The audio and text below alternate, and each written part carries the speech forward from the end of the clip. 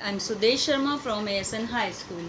आज का टॉपिक है class 10 chapter number 5 the periodic classification of elements.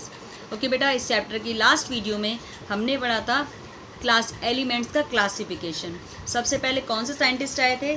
Yes, सबसे पहले आए थे डॉबेराइनर, जिन्होंने अपना कौन सा रूल दिया था? ट्रायड का रूल दिया था, जिसमें 3 एलिमेंट्स को किस में इंक्रीजिंग ऑर्डर में, किसके एटॉमिक मास के इंक्रीजिंग ऑर्डर में रखा गया था।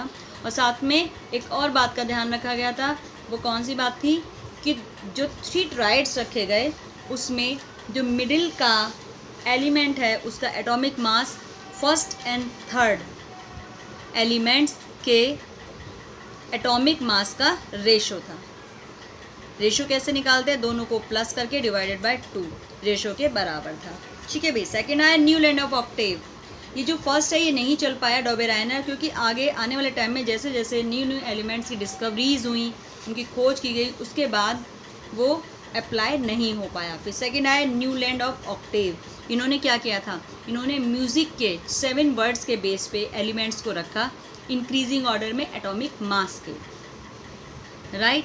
इन्होंने केमिकल और फिजिकल दोनों प्रॉपर्टीज़ का ध्यान रखा, उस टाइप से मैनेज किया। लेकिन इनके भी रूल्स में, लॉ ऑफ ऑक्टेव में क्या क्या limitations I? First of all that's कि ये सिर्फ कैल्शियम तक ही एप्लीकेबल था। कैल्शियम जिसका एटॉमिक मास 40 होता है, वहाँ तक ही एप्लीकेबल था। और उस टाइम तक सिर्फ 56 ही एलिमेंट एग्जिस्ट है नेचर में, जिनके बारे में डिस्कवरीज की गई थी। और जैसे जैसे एलिमेंट्स और आए, इनकी डिस्कवरीज की, तो ये रूल उन पे फॉलो नहीं हुआ। थर्ड था, न्यूलैंड ने अपने जब 2 एलिमेंट्स को एक ही स्लॉट में रखा, लेकिन बाद में पाया गया कि वो एलिमेंट्स अनलाइक थे, उनकी प्रॉपर्टीज़ बहुत एक दूसरे से डिसिमिलर थी या बहुत डिफरेंस था। ठीक है। थर्ड में आए थे मेंडलीव का पेरियोडिक टेबल। मेंडलीव का पेरियोडिक टेबल, इन्होंने भी एटॉमिक मास के बेस पर एलिमेंट्स को रखा। यस, इनका क्या था? क्लासिफिकेशन के दौर में सबसे ज़्यादा इम्पोर्टेंट कंट्रीब्यूशन था किसका? Russian scientist Ivanovich Mendeleev. Right. इन्होंने क्या किया? उस टाइम तक 63 एलिमेंट्स नोन थे। उन्होंने उनकी रिलेशनशिप के बारे में ध्यान रखा, फिजिकल केमिकल प्रॉपर्टीज़ के बारे में ध्यान रखा, रिलेशन के बेस पे 63 कार्ड्स बनाए, उन्हें अलग अलग पिनअप किया उनकी प्रॉपर्टीज़ के बेस पे और उनको व्यवस्थित अरेंज किया। यस, उनके अकॉर्डिंग उन्होंने फर्स्ट से 8 इस टाइप से अपनी टेबल दी, पेरियोडिक टेबल दी, जिसमें उन्होंने 6 पीरियड्स, हॉरिजॉन्टल लाइंस 6 पीरियड्स और 8 दी क्या? Columns. This is called columns या फिर ग्रुप्स कह सकते हैं। 8 ग्रुप्स बनाए। 9th ग्रुप बाद में बनाया गया। इनकी डिस्कवरीज, इनका टेबल को बनाने के बाद उसमें थोड़ा सा चेंजेस किया, उसमें 9th ग्रुप बनाया गया, जिसमें कि कौन से एलिमेंट रखे गए? इनएक्टिव, क्योंकि उस टाइम तक इन गैसेस की डिस्कवरीज नहीं हुई थी, जैसे कि नियॉन, आर्गन, जो कि रिएक्शन नहीं करते, इनएक्टिव गैसेज होती हैं। राइट बेटी। चलिए, उसके बाद मेंडलीव का द ग्रेट अचीवमेंट इस पीरियोडिक टेबल के दौर पे बहुत सारा रहा। चलिए, उसके बाद इसमें भी कुछ limitations I. First of all सबसे पहले था, क्योंकि हाइड्रोजन अगर पॉजिटिव है, इलेक्ट्रॉन दे रहा है तो पॉजिटिव है, और इलेक्ट्रॉन ले रहा है तो एल्कलाई की तरह बिहेव करता है।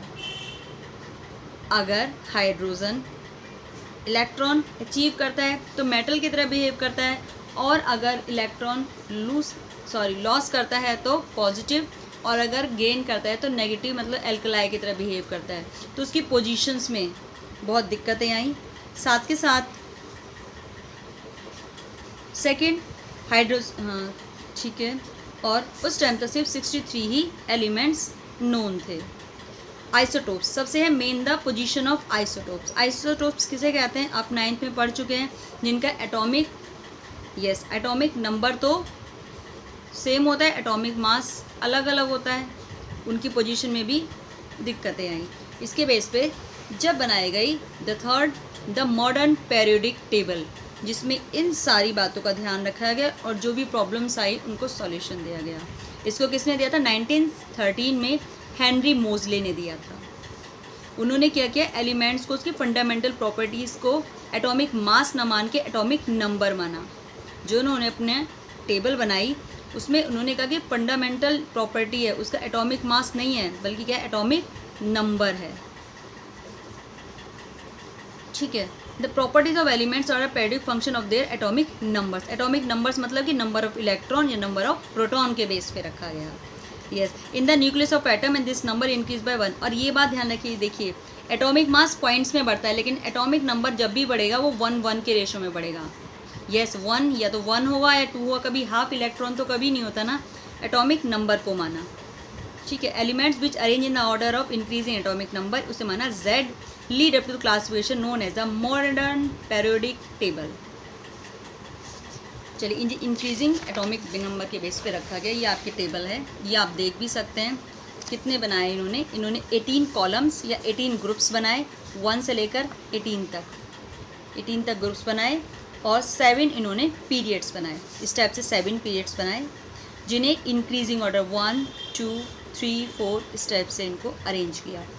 फर्स्ट में सिर्फ 2 ही एलिमेंट थे, हाइड्रोजन और हीलियम। सेकंड में 8, थर्ड में 8, बल्कि 4, 5, 6 में फिर 18 एलिमेंट्स को रखा गया।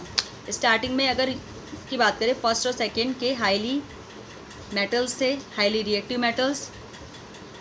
यस, एंड लास्ट में दीज आर नॉन मेटल्स, जो ग्रुप इधर की साइड रखे गए। और मिडिल में आपको जो पिंक कलर के दिखाई दे रहे हैं, they are called metalloids. Metalloids कौन से होते हैं?